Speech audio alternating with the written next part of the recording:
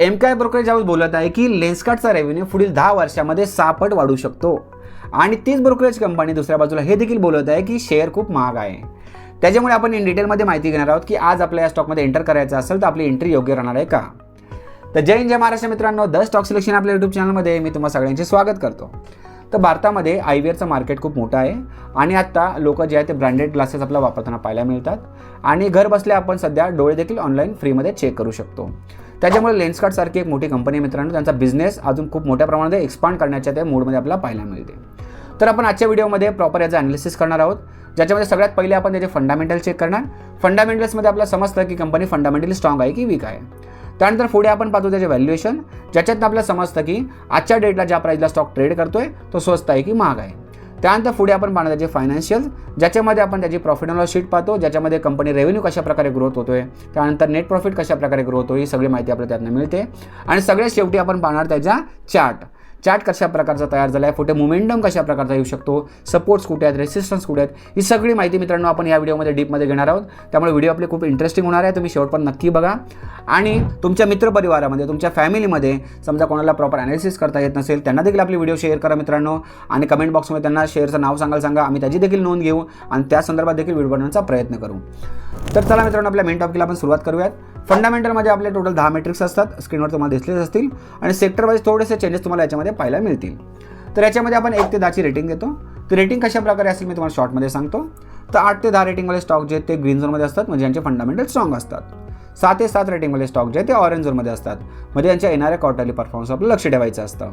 आणि 1 ते 5 रेटिंगवाले स्टॉक जे आहेत ते रेड झोनमध्ये असतात, म्हणजे यांचे फंडामेंटल्स वीक असतात, कमकुवत असतात आणि अशा स्टॉकपासून आपल्याला पूर्णपणे लांब राहायचं असतं.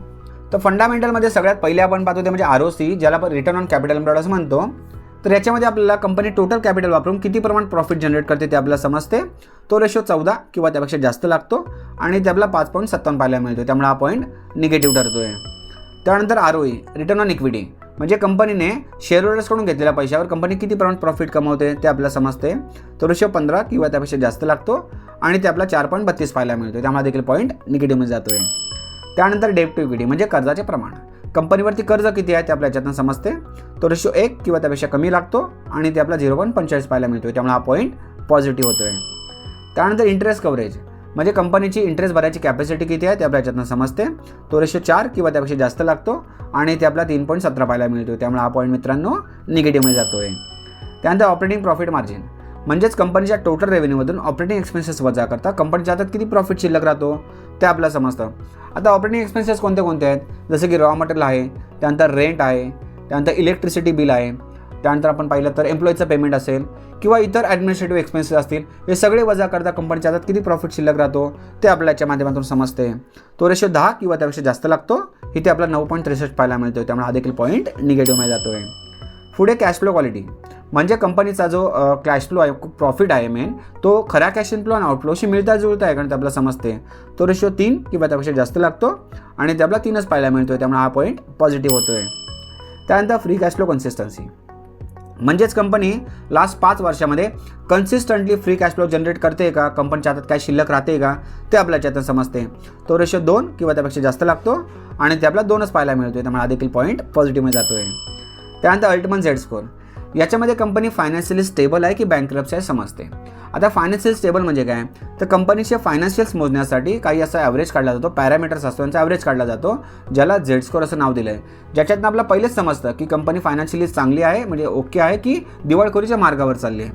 तो रेशो 3 किंवा त्यापेक्षा जास्त लागतो आणि ते आपला 12.7 पाहायला मिळतो, त्यामुळे हा पॉईंट पॉझिटिव्हमध्ये जातो आहे.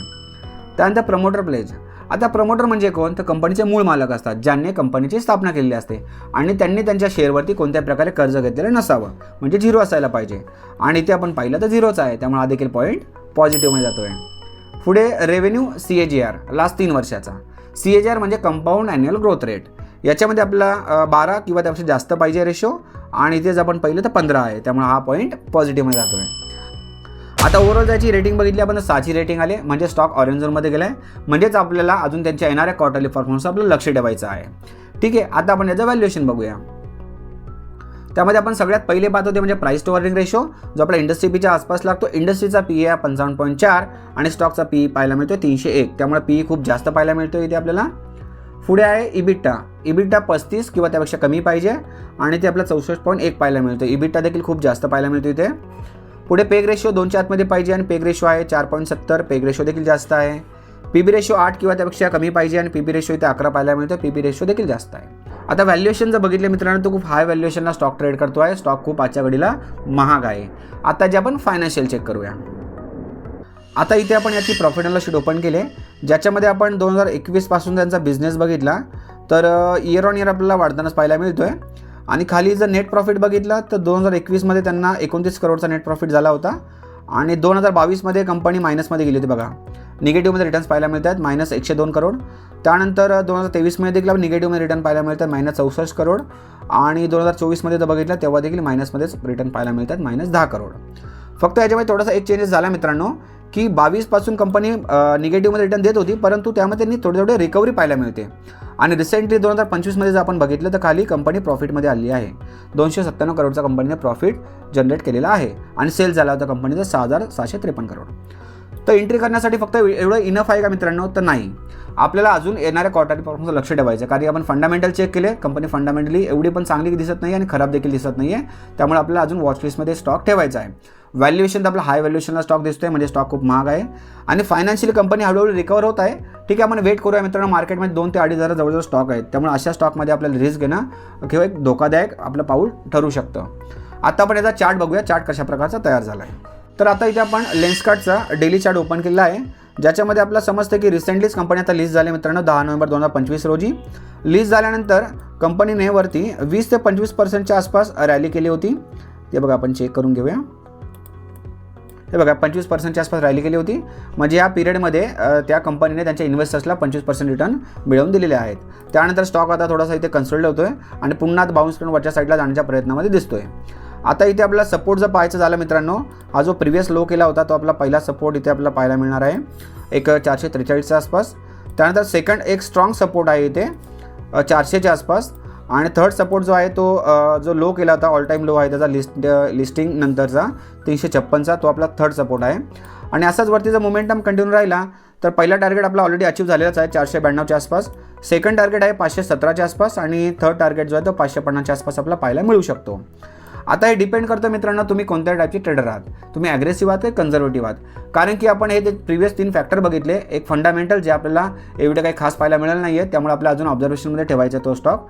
आणि व्हॅल्युएशन देखील आपल्याला खूप महाग पाहायला मिळालेत आणि फायनान्शियली कंपनी आता रिसेंटली प्रॉफिटमध्ये आलेली पाहायला मिळते आणि चार्ट स्ट्रक्चर आपल्याला चांगला पाहायला मिळतोय. परंतु याच्यामध्ये आत्ता एंट्री करणं थोडंसं धोकादायक ठरू शकतं.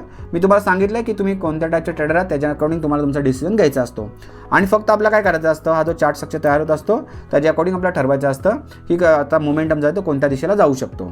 तर अशा प्रकारे मित्रांनो ही माहिती होती की ज्या पद्धतीने मी तुम्हाला ती एक्सप्लेन केली ती तुम्हाला आवडली असेल तर मला कमेंट करून नक्कीच सांगा आणि आपल्या व्हिडिओला लाईक देखील करा.